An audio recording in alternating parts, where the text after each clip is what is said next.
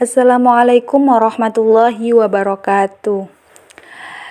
Di sini kami dari kelompok 14 akan mempresentasikan tentang radikalisme dan liberalisme. Pengertian radikalisme.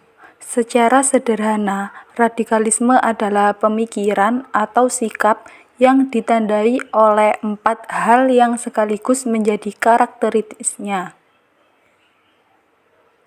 yaitu yang pertama, sikap tidak toleran dan tidak mau menghargai pendapat atau keyakinan orang lain.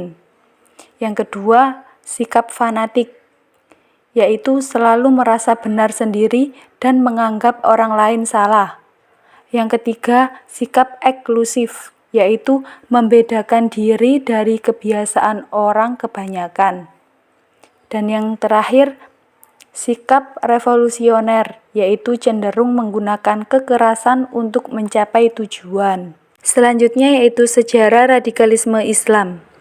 Lahirnya gerakan radikalisme keberagamaan atau Islam di Indonesia memiliki hubungan erat dengan perkembangan gerakan pemikiran Salafiyah di Timur Tengah.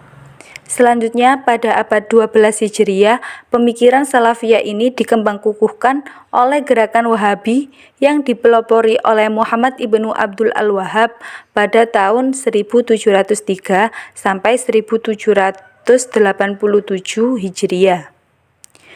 Tujuan dari gerakan Wahabi ini juga ingin memurnikan ajaran Islam serta mengajak kembali kepada ajaran Al-Quran dan Sunnah Nabi Muhammad SAW, sebagaimana yang diamalkan oleh generasi awal umat Islam. Dalam perkembangan selanjutnya, gerakan Salafiyah tidak hanya menyentuh dimensi purifikasi, kredo, dan ritual, namun juga mulai menyentuh dimensi intelektual dan politik. Kelompok Islam radikal memahami Islam sebagai agama yang sempurna dan lengkap, serta memberikan perhatian kepada otentisitas kultural. Islam bukanlah agama dalam pengertian Barat, tetapi Islam adalah cara hidup yang sempurna yang mengatur seluruh aspek kehidupan manusia. Pemahaman ini membentuk pandangan hidup yang senantiasa merindukan pemberlakuan aspek-aspek keislaman di setiap sendi kehidupan, tidak hanya dalam aspek ritual ibadah semata. Hal ini pun berdampak pada pembentukan identitas yang eksklusif sebagai kriteria khusus golongan ini.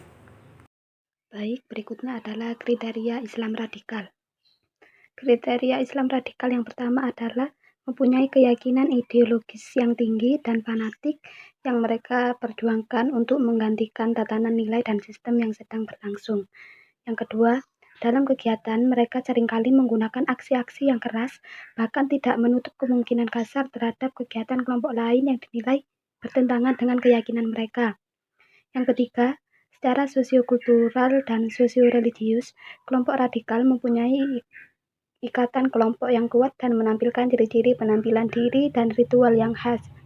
Yang keempat, kelompok Islam radikal seringkali bergerak secara bergerilya, walaupun banyak juga yang bergerak secara terang-terangan.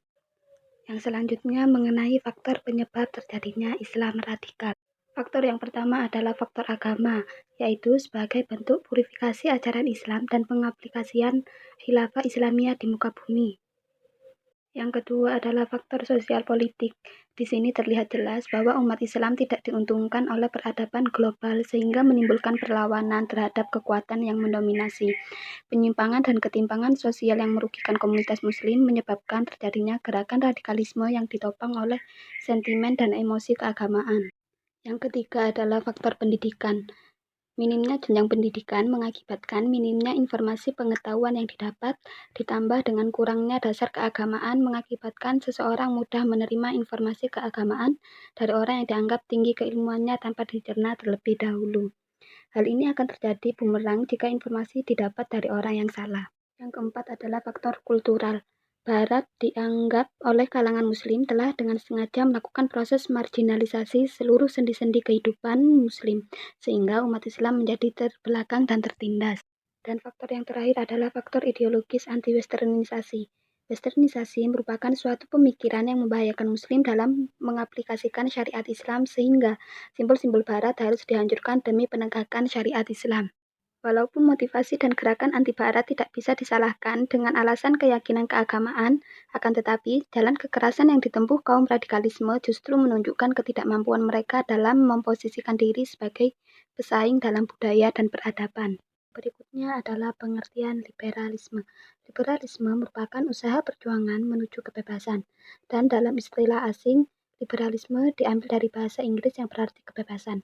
Kata ini diambil kepada kata liberty dalam bahasa Inggrisnya atau liberté menurut bahasa Prancis, yang bermakna bebas. Liberal diambil dari bahasa Latin yaitu liber artinya bebas dan bukan budak atau suatu keadaan di mana seseorang itu bebas dari kepemilikan orang lain. Makna bebas kemudian menjadi sebuah sikap kelas masyarakat terpelajar di dunia barat yang membuka pintu kebebasan berpikir. Dari makna kebebasan berpikir inilah kata liberal berkembang sehingga mempunyai berbagai makna dalam berbagai bidang keilmuan. Liberalisme merupakan paham kebebasan di mana manusia memiliki kebebasan untuk mengembangkan pemikirannya sesuai dengan apa yang dikehendaki. Bebas karena manusia mampu berpikir dan bertindak sesuai dengan apa yang diinginkan dalam pemikirannya.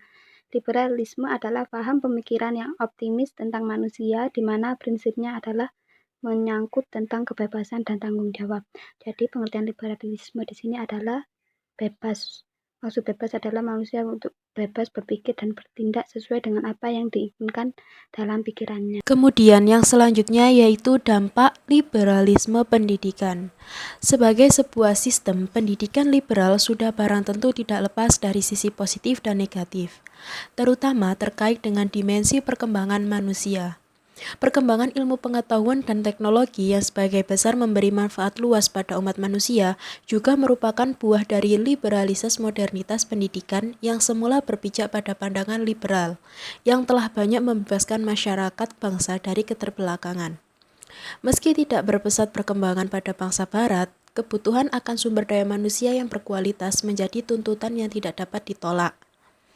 Pendidikan sebagai paradigma liberal telah menggeser pandangan-pandangan mistik dan tertutup ke arah pola pikir bebas dan terbuka.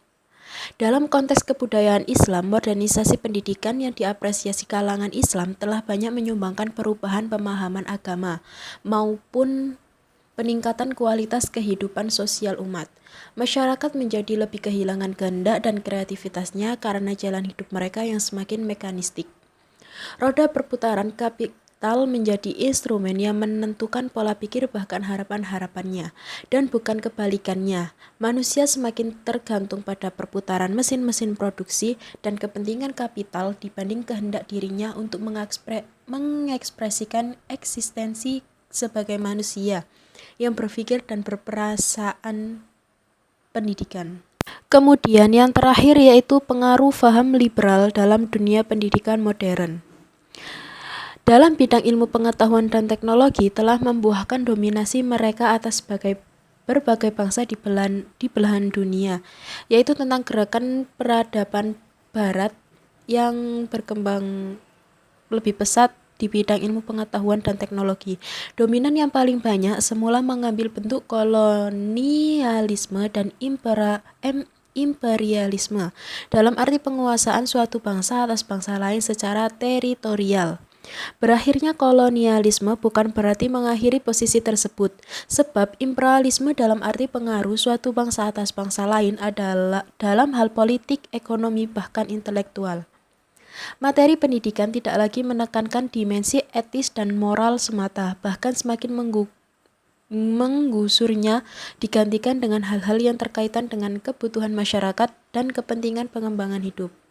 Pendidikan modern telah memungkinkan banyak aspek yang sebelumnya kurang diberikan perhatian justru menjadi orientasi dominan. Besarnya minat masyarakat pada sains dan teknologi menjadikan porsi keilmuan ini jauh lebih besar dibandingkan minat pada agama.